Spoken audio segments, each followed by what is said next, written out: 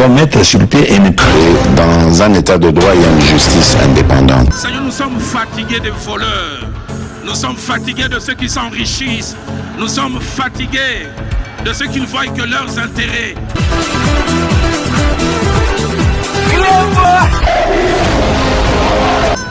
Je m'engage à user de tout ce qui est en mon pouvoir pour que les erreurs du passé ne se reproduisent plus et pour que les actions nécessaires à l'avancement de notre pays soient promptement prises.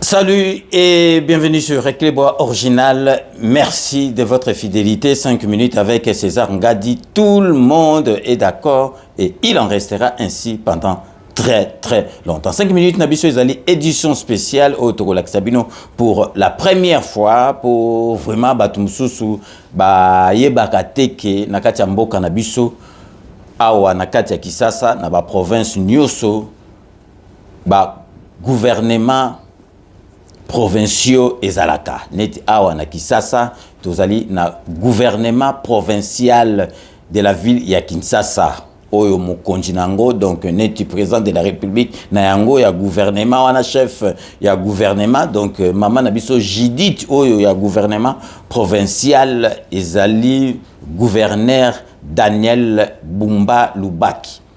Pour la première fois, nous avons évité ceux qui comptent rendre Zalaka na gouverneur au Baleka qui avant, mais cette fois-ci, tout le monde vraiment porte-parole, il y a gouvernement wana provincial, il y a ville à Kinshasa, na Kombo, il y a Jano Kano, azali ministre de l'éducation et citoyenneté, à Pessibiso compte rendu au Ndenge Tomonaka, Patrick Mouya ya Pesara Biso. Donc, Jano Kano, Excellence Jano Kano Azali Patrick Mouyaya, il y a gouvernement provincial, il y a ville, il y a Kinshasa. Donc le 20 août oyo basalaki réunion na bango, il y a liboso donc conseil des ministres na bango, il y a liboso, il y a gouvernement provincial, il y a ville, il y a Kinshasa. Traitaki donc 4 points où ils allaient inscrits à l'ordre du jour. Donc beaucoup landa ba détail nango na compte rendu oyo porte-parole, il y a gouvernement provincial, Excellence Jano Kano, il y a ministre, il y a éducation et citoyenneté à Kotangela Biso. Donc, pour Bomonake Moussala, ils allaient Kosal Mapé échanger, Nakati, il y a hôtel de ville, Réunion Wana Boyoka Malamu, d'ailleurs, donc son Excellence ministre éducation et citoyenneté, Jano Kano, Alingaï Koya, le 20 juin, ils mardi, Alingaï Koya, Koutou anniversaire Nanga, à Seskizaki, à Yagite, parce que Boyoka, réunion Wane, Bandaki, na 19h20, et Sili, na 4h10 matin. Et Sili, na 4h15, Oyongaï, Nazali Koye Bisabino. Donc, vraiment, bon monake, Villa Kinshasa, slogan Oyo, gouverneur Ati Daniel Bumba Lubaki ke ville Kobonga, ils allaient jeter botalara ke 19h20 tina 4h15 bazali kolobela makambamboka. Donc totiki bino na ministre ya éducation et citoyenneté Oyo azali porte-parole ya gouvernement provincial ya ville ya Kinshasa. Na kombo ya Jano Kano a Pesabiso compte rendu ya conseil des ministres et Salamaki mardi 20 août. Donc restez connectés sur Reclébois Original pour la suite de nos programmes.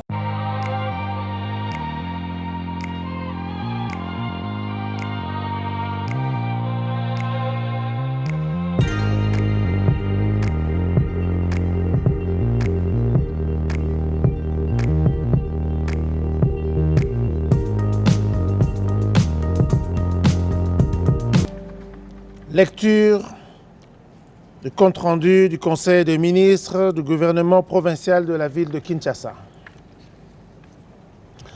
Son Excellence, Monsieur le gouverneur de la ville de Kinshasa, Daniel Bumba Lubaki, a présidé ce mardi 20 août 2024 dans la salle Kin Malebo de l'hôtel de ville de Kinshasa, le premier conseil de ministres du gouvernement provincial. 4 points étaient inscrits à l'ordre du jour, à savoir 1. Lecture et adoption du projet d'ordre du jour. 2. Communication de son Excellence, Monsieur le Gouverneur de la Ville. 3. Dossier des ministres ou point d'information. Et enfin 4. Divers. 1. Lecture et adoption du projet d'ordre du jour. Après lecture par le secrétaire exécutif du gouvernement provincial des points inscrits à l'ordre du jour, ce dernier a été adopté moyennant quelques amendements. 2. Communication de son Excellence, Monsieur le Gouverneur de la Ville. Abordant le deuxième point inscrit à l'ordre du jour, l'autorité urbaine a circonscrit sa note d'orientation en 4 principaux repères ci-après. 1. L'état des lieux de la ville de Kinshasa. 2. La présentation du programme quinquennal du gouvernement Kinshasa et Zobonga et défis à relever. 3. Le rappel de notions relatives à l'éthique, la déontologie et la bonne gouvernance. Et enfin 4. Conclusion. De prime abord, son Excellence Daniel Bumba Lubaki, gouverneur de la ville de Kinshasa, a adressé un mot de bienvenue et présenté ses sincères félicitations à chaque membre du gouvernement nommé au terme de l'arrêté numéro SC numéro 008-CAB-GVK-BLD-2024 du 31 juillet 2024 et investi par l'Assemblée provinciale le 3 août en cours. État des lieux de la ville de Kinshasa. L'autorité urbaine a, dans son mot de circonstance, dressé un tableau sombre de la situation générale dans laquelle vivent les Kinoises et Kinois. Le chef de l'exécutif provincial a eu de mots justes pour exprimer son inquiétude suite à ces conditions de vie, caractérisées notamment par l'insécurité, l'insalubrité, le chômage des jeunes, le faible pouvoir d'achat, les infrastructures routières quasi inexistantes, bref, une faiblesse de l'action publique. C'est dans ces contextes d'agonie sociale, économique, sanitaire et sécuritaire que son Excellence, Monsieur le Gouverneur, a sollicité l'engagement ferme et sans relâche de chacun des membres de l'exécutif pour la matérialisation de sa vision inscrite dans l'ambitieux programme quinquennal du gouvernement provincial dénommé Kinshasa et Zobonga. Présentation du programme quinquennal du gouvernement Kinshasa et Zobonga. S'agissant de Kinshasa et Zobonga, l'autorité urbaine a rappelé aux membres du Conseil que ce programme s'inspire de 6 engagements majeurs ainsi que de 3 initiatives présidentielles prioritaires contenues dans le programme 2024-2028 du gouvernement central décliné par le chef de l'État, son Excellence, j'ai cité Félix Antoine Tshisekedi Tshilombo, dans son discours d'investiture le 20 janvier 2024. La matérialisation de ce programme, dont le budget est estimé à l'équivalent de francs congolais à 10,9 milliards de dollars américains, nécessite de ressources importantes. Ces derniers sont fondamentaux pour l'atteinte des objectifs, a martelé le chef de l'exécutif provincial. Évoquant la question des ressources, le gouverneur de la ville a rappelé l'assistance, l'impératif de relever la situation financière préoccupante de la ville, caractérisée jusqu'ici par une faible mobilisation de recettes et une allocation peu rationnelle de maigres ressources collectées. Il faut souligner ici que des mesures appropriées sont prévues dans le programme sus-évoqué, dans son volet consacré à l'amélioration de la gouvernance financière. En plus de ces mesures, l'autorité urbaine a rappelé l'impérative nécessité de sortir la ville de l'endettement, d'améliorer la productivité de l'économie de la ville, de diversifier de ses secteurs et de maîtriser des recettes fiscales aux fins d'atteindre des niveaux de croissance capables de répondre à la demande d'emploi des jeunes et de promouvoir l'entrepreneuriat. L'objectif étant de faire de Kinshasa une destination privilégiée pour les investissements sur un foyer de dynamisme entrepreneurial. Plusieurs autres recommandations de réformes structurelles allant dans le sens de la promotion et de l'encouragement des partenariats publics-privés, l'amélioration du climat des affaires, l'accès à l'investissement ont été formulées par le chef de l'exécutif provincial à cette occasion. Par ailleurs, le gouverneur de la ville a engagé chacun des ministres, en tant que serviteur de la population quinoise, à ne ménager aucun effort pour aider la ville et notre gouvernement à mobiliser davantage de recettes en faisant montre d'innovation et de créativité et à mieux les canaliser vers les actions qui impulseront les véritables changements tant attendus. Il a, en outre, donné des instructions fixant les grandes orientations pour l'élaboration du projet des dits budgétaires rectificatifs de l'exercice 2024. Il s'est de noter ici que l'équilibre budgétaire et financier défini par les dits budgétaires de l'exercice 2024 est substantiellement affecté en raison notamment de nouvelles orientations du programme d'action du gouvernement provincial ainsi que des mesures réglementaires qui impactent de manière considérable l'exécution du budget. Certaines actions de ces programmes n'ont pas été prévues dans le dit budgétaire initial. Il importe donc à cet effet de les intégrer dans un collectif budgétaire comme l'exigent les dispositions légales et réglementaires précitées.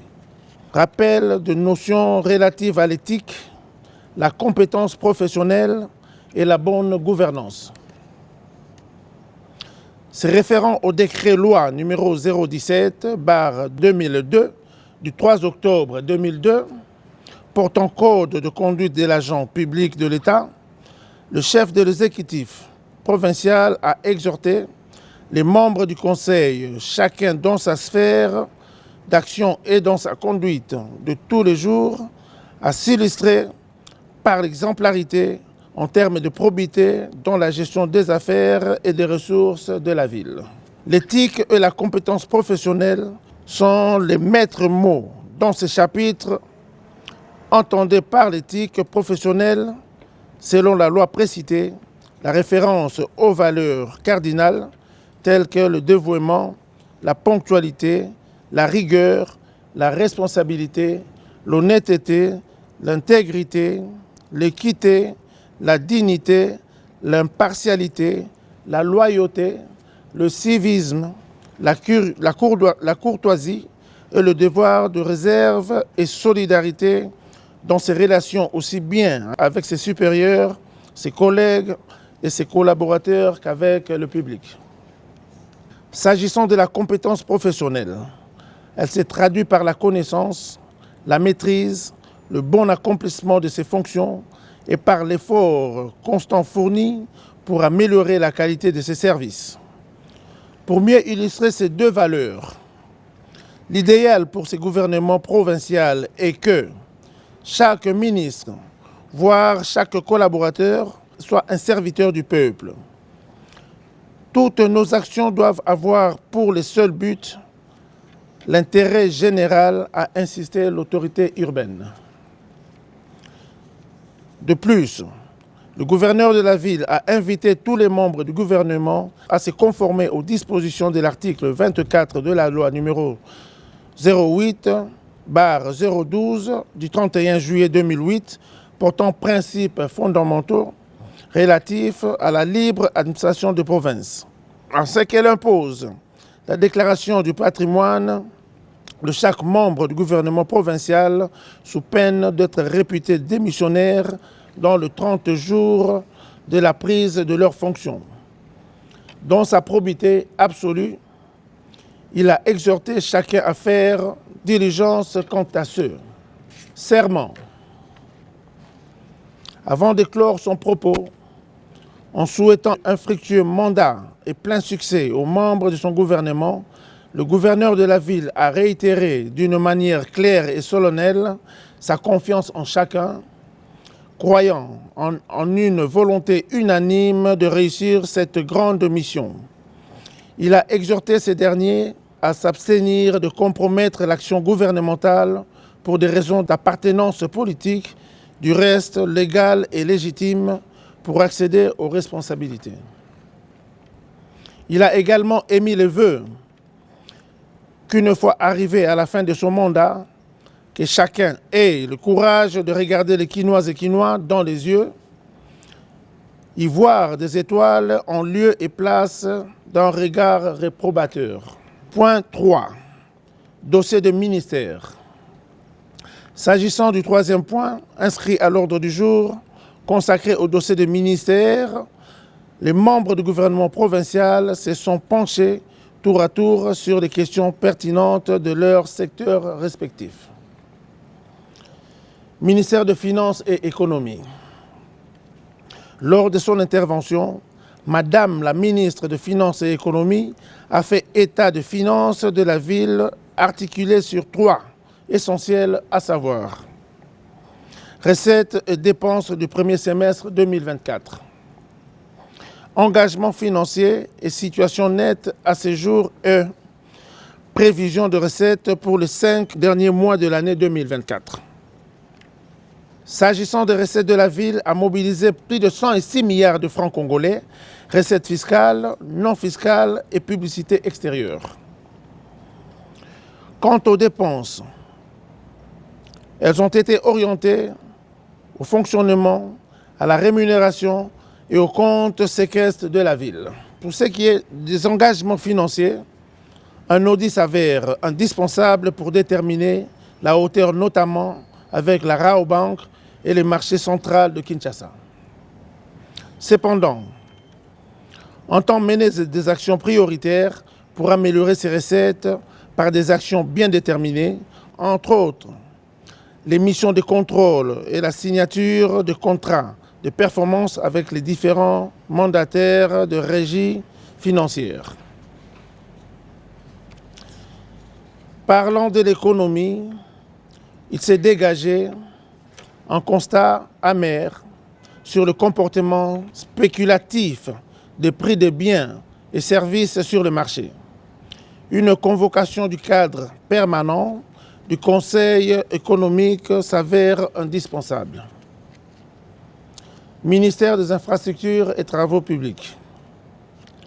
Prenant la parole, le ministre des Infrastructures et Travaux publics s'est révélé la vétusté et la dégradation très avancée des infrastructures de la ville de Kinshasa. Face à ces tableaux sombres, il a présenté au Conseil un plan quinquennal de réhabilitation et construction des infrastructures de la ville. Il faut noter que ces plans d'urgence se rapportent au SOSAC, au PDTK pour le développement des dites infrastructures. Sur le 991,26 km de route, dont 1050 km revêtus et 2985,51 km non revêtus. Les actions de grandes envergures seront envisagées durant ce quinquennat. Outre la voirie, le coût des travaux prévus durant les 5 prochaines années sont estimés à plus de 6 milliards 300 millions de dollars et portent notamment sur la réhabilitation et construction de la voirie, l'assainissement et l'embellissement de la ville, révision des réseaux d'évacuation, gestion des érosions et construction des infrastructures immobilières. Le ministre des Infrastructures a indiqué par ailleurs que ces coûts prennent également en compte la construction des rocades, des bretelles et des pénétrantes ainsi que des routes à mouvement pendulaire. Ministère de l'Intérieur, Sécurité, Justice et Affaires coutumières. Le ministre de l'Intérieur, Sécurité, Justice et Affaires coutumières a lui aussi procédé à la présentation de l'état des lieux de la situation sécuritaire de la ville de Kinshasa. Il s'est dénoté de son intervention que la situation sécuritaire relativement calme sur l'ensemble de la ville malgré quelques cas isolés d'insécurité avec la persistance de phénomènes Kuluna dans quelques quartiers de la ville. Il a relevé la nécessité de renforcer les mesures de sécurité pour éradiquer totalement ces phénomènes. Ministère du Plan, Budget, Emploi et Tourisme. Prenant la parole, le ministre en charge du budget a informé le Conseil de l'organisation urgente de l'atelier résidentiel d'analyse de dits budgétaires 2019-2023 et l'élaboration de l'édit budgétaire rectificatif exercice 2024. Assorti d'un chronogramme de son processus d'élaboration aux fins d'adopter le budget à la nouvelle donne gouvernementale. Ministère de l'Environnement, Propriété publique et embellissement de la ville. Dans son intervention, le ministre en charge de l'Environnement a fait état au Conseil de la poursuite de l'opération Coup de poing dans la ville de Kinshasa. Lancée le 9 août 2024, cette opération connaît une vitesse de croisière avec le concours de génie militaire. La rivière Moussoso, le dépotoir central de Kitambo, le pont HJ sur la première rue limitée et la commune de la Gombe sont les axes importants par où est passée cette opération qui va s'étendre sur toute l'étendue de la ville. Ministère de Transport et Mobilité urbaine. Le ministre de Transport et Mobilité urbaine a, dans son point d'information, expliqué au Conseil la nécessité de l'opération de distribution de 2500 casques, dont la société Total Énergie à la ville de Kinshasa, couplée à l'identification, la délivrance de licences, la formation et la sécurisation des motards, communément appelés WEWA. Par la suite, le ministre de Transport a fait rapport au Conseil de ses descentes effectuées au lendemain de sa prise de fonction, notamment à la division urbaine de transport pour un état de lieu et à la fourrière de la 16e rue limitée, afin de se rendre compte de l'incendie qui s'y est produit le 1er août 2024, consumant ainsi plus ou moins 7 véhicules. De ce qui procède, Monsieur le ministre a proposé de diligenter une enquête pour faire le clairage sur ces dossiers, organiser une journée d'assainissement de la dite fourrière, régulariser la situation administrative des agents et le pouvoir de chaque service. Ministère de l'Éducation et Citoyenneté.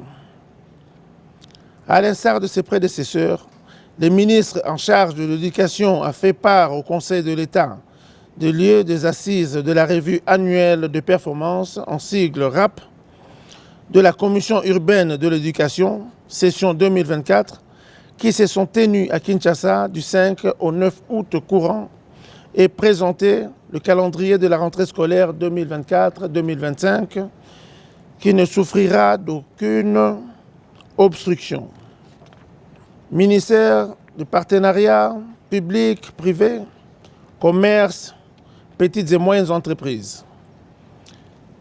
Ayant la parole, le ministre en charge de petites et moyennes entreprises a sollicité du Conseil le lancement des opérations de la campagne couplée vente des patentes et le recensement général des activités commerciales et économiques exercice 2024.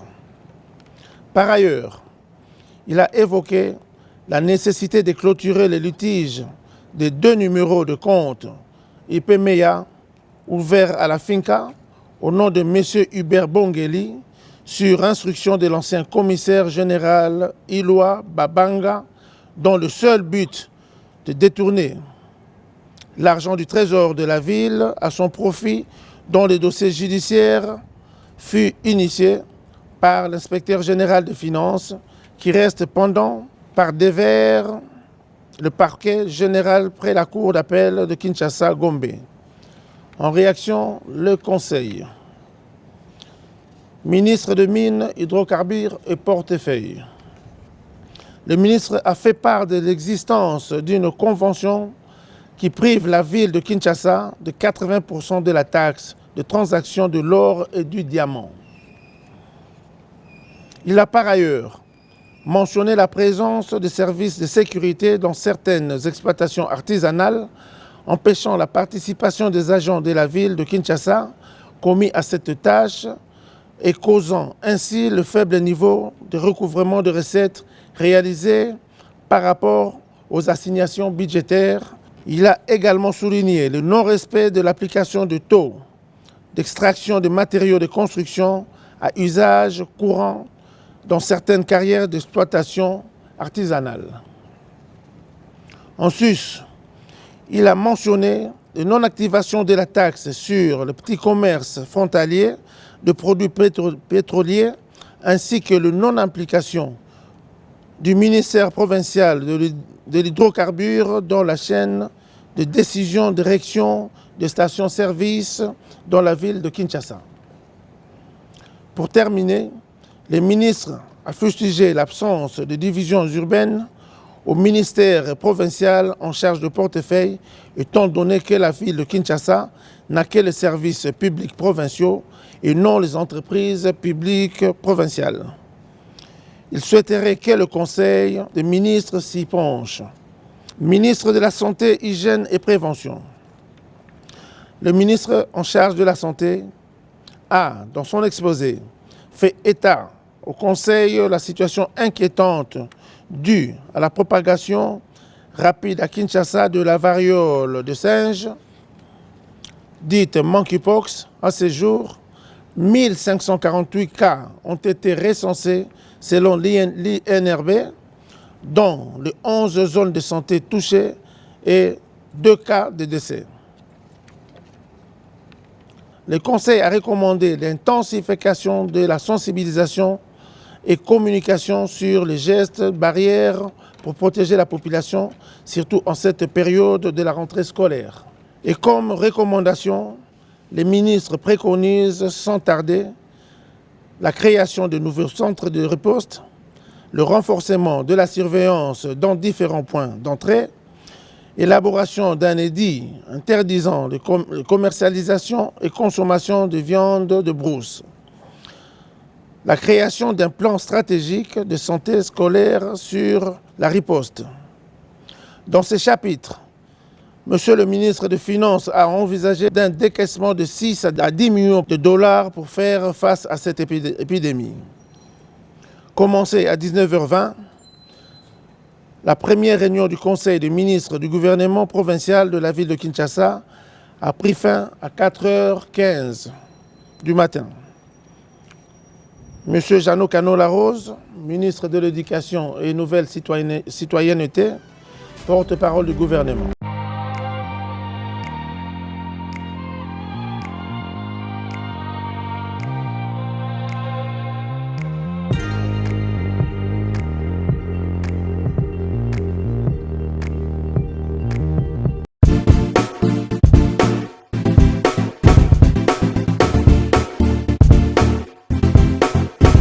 On doit mettre sur pied et mettre dans un état de droit et une justice indépendante. Seigneur, nous sommes fatigués des voleurs.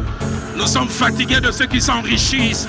Nous sommes fatigués de ceux qui ne voient que leurs intérêts.